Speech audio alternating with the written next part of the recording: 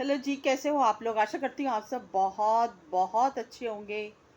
तो बात करते हैं अम्मा जी के बारे में, यानी कि जो सपना की अम्मा जी हैं उनके बारे में बात करते हैं कि आपने नोट किया होगा मेरे बेटे करते हैं, करती रहती हैं वो। कभी आपने सपना के मुंह से सुना कि मेरे पति? सपना ने कभी भी अपने मुंह से ऐसी बातें नहीं बोले कि वो मेरे पति थे, लेकिन अम्मा जी हमेशा मेरे बेटे करती हैं। और मैं अम्मा जी से ये कहना चाहती हूँ कि देखो, ये मैं जो होता है ना, वो कभी भी हमारा अपना नहीं होता। ना तो ये हमारे कोई रिश्ते अपने सच्चे होते हैं, ना ही हमारा अपना शरीर जो है वो हमारा अपना होता है। वो सब भगवान का दिया हुआ होता है और एक टाइम में आकर भगवान वापस ले लेता है, उसी की चीज़ होती है। ये किसी का भी यहाँ पर हक नहीं होता, क्योंकि ये शरीर भी अपना नहीं है।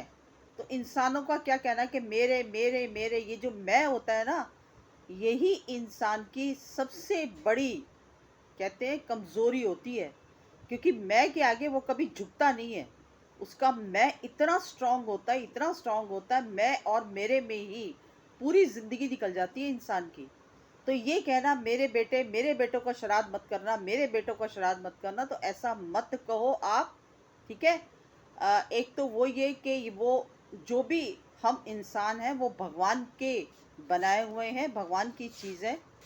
और तो यहाँ पर आपने अपना ये अहंकार दिखाया कि मेरे बेटों का श्राद्ध मत करना, जबकि उसने कभी भी ये चीज़ें नहीं बोली कि मैं अपने पतियों का श्राद्ध करूँगी।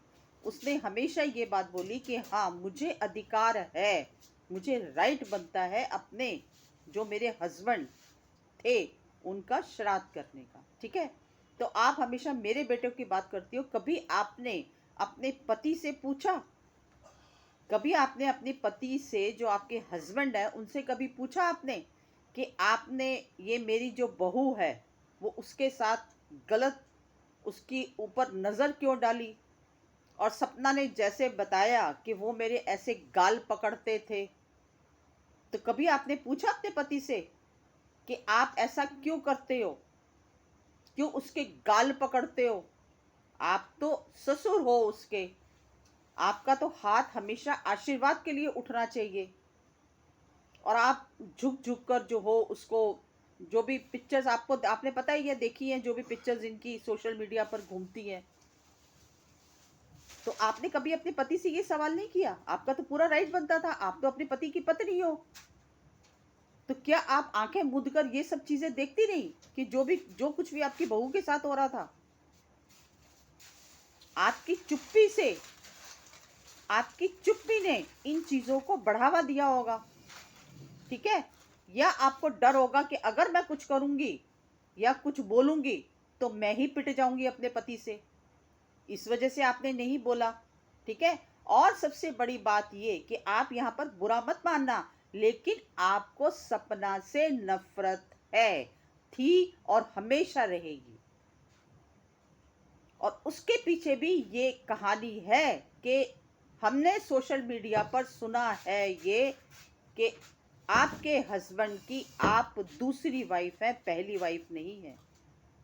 और आपकी जो आपके हस्बैंड की पहली वाइफ थी, उनसे ही सूरज जी पैदा हुए थे। तो यानी कि आप सूरज जी की स्टेप मॉम हैं, रियल मॉम नहीं है, ठीक है? ये बातें सोशल मीडिया पर सुनी है हमने कि आपके हस्बैंड की जो शादी, आप जो है वो दूसरी वाइफ है, उनकी पहले शादी हो चुकी है, ठीक है? तो सूरज जी क्योंकि आपके अपने रियल बेटे नहीं थे, इसीलिए जो भी रिश्ता आया आपने स्वीकार कर लिया, ठीक है? लेकिन उसके बाद जब सूरज जी की डेथ हुई और दूसरा बेटा यानी कि मोनू राजवीर जी को देने की बात आई कि इसकी हम देवर से शादी कर देते हैं, राजवीर जी से, तो उसके ऊपर आपने विरोध किया था, ठीक है? आपने विरोध किया था। ये बातें भी सोशल मीडिया पर हैं कि आप बिल्कुल भी नहीं चाहती थी कि मेरे जो बेटा, रियल बेटा है, उससे मैं इसकी शादी दोबारा कर दूं और ये इसी घर के अंदर बैठी रहे। आपने विरोध किया था, लेकिन आपके हस्बैंड ने और आपके ससुर जी ने इस बात के लिए प्रेशराइज किया था, इस बात पर दबाव डाला था कि नहीं, छोटी बच्ची जो है वो हमारे घर का एक कहते हैं ना अंश है, और ये बच्ची भी यहीं पर ही रहेगी और ये जो लड़की है इसको भी सहारा मिल जाएगा। तो उन्होंने जो दबाव डाला था उसी पर ये शादी हुई थी सपना की राजवीर जी से। जैसे कि आपकी जो सोशल मीडिया पर जो आपके सो कॉल्ड अंधभक्त हैं, उन्होंने ये बातें फैलाई थी कि इनकी लव मैरिज थी, ठीक है। लेकिन इसके ऊपर वो छोटी जीजी ने आकर क्लैरिफिकेशन दे दिया था कि नहीं, ये लव मैरिज नहीं थी, ये दादाजी और पापा जी की रजामंदी से ये शादी हुई थी। तो इस वजह से आपको झुकना पड़ा उनके आगे, क्योंकि उनके उनके आगे आपकी एक नहीं चली और सपना की शादी हो गई, ठीक है। अब बेटे की बेटे के डर की वजह से आप व्लॉग में आ जाते थे, हंसते थे, बोलते थे, इनके व्लॉग हम देखते थे, ठीक है। लेकिन उसके जाने के बाद आपने सपना के साथ बहुत गलत किया है अम्मा जी। स्पेशली मैं आप, हालांकि बोलना नहीं चाहती, मैं बिल्कुल भी नहीं बोलना चाहती। देखो, हम किसी के माँ बाप को कभी भी गलत नहीं बोलेंगे, क्योंकि हम खुद एक माँ बाप हैं।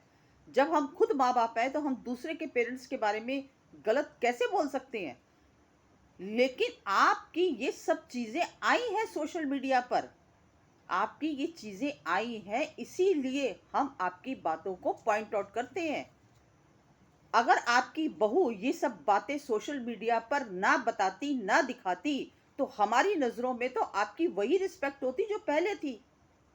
हम तो आपको उतना ही अच्छा मानते जैसे हम आपको पहले माना करते थे कि नहीं, इनका कितना खुशहाल परिवार है, कितने अच्छे माँ बाप हैं, ये देखो, सबक सीखो इनसे कि इन्होंने अपनी बहू को दोबारा इसी घर के अंदर बिठाया है।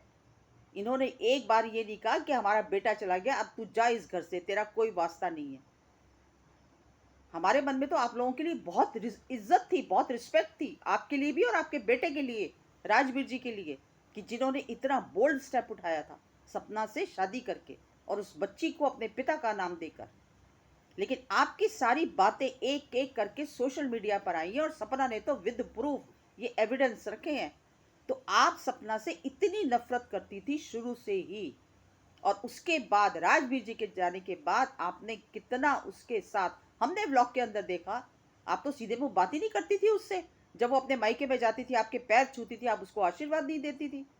जब उसके कोई जानने वाला, उसके फ्रेंड सर्कल वगैरह आते थे, आप दूसरे कमरे में अपने पति को लेकर बैठ जाती थी। कभी भी नमस्ते, दुआ, सलाम, जब वो उसके राजवीर जी के जाने के बाद ये सारे के सारे आए थे मिलने के लिए, चाहे वो लखनीत हो, चाहे ये सरिता जेठू हो, ये सब आए थे कि नहीं आए थे। लेकिन आपने कभी भी उनके साथ बातचीत नहीं की, क्योंकि आपको उनका आना पसंद नहीं था। और वो इसलिए आना पसंद नहीं था क्योंकि आपके दिमाग में ये था कि देख, मेरा बेटा जाते ही इसके यार दोस्त इससे मिलने आ गए। ना आपको उसके यार दोस्त पसंद थे, ना आपको उसके मायके वाले पसंद थे, ना आपको ये दर्द था उसकी बीमारी का कि वो बीमार है। कम से कम एज ए सास होने के नाते मैं उसको पूछ तो लूँ, उसको खाना तो पूछ लूँ, उसको पानी का गिलास तो पूछ लूँ। आपने कभी भी ऐसा नहीं किया। और आपके पति शराब पी के उसकी माँ को, उसके परिवार वालों को गालियां देते थे, आपने उसका भी कभी विरोध नहीं। क्यों विरोध करेंगे आप? क्योंकि खुद ही नफरत करती है आप इतनी नफरत करती है उससे। क्या बिगाड़ा उस बेचारी ने आपका? आपके घर को संवार कर ही रखा ना, आपके घर को बनाकर ही तो चल रही थी वो।